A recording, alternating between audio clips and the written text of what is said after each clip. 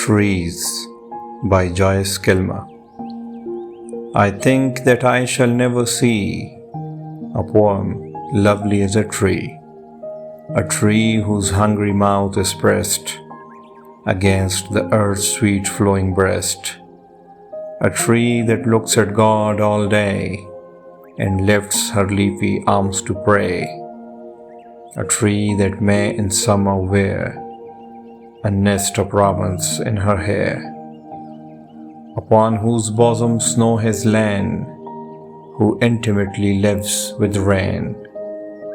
Poems are made by fools like me, but only God can make a tree.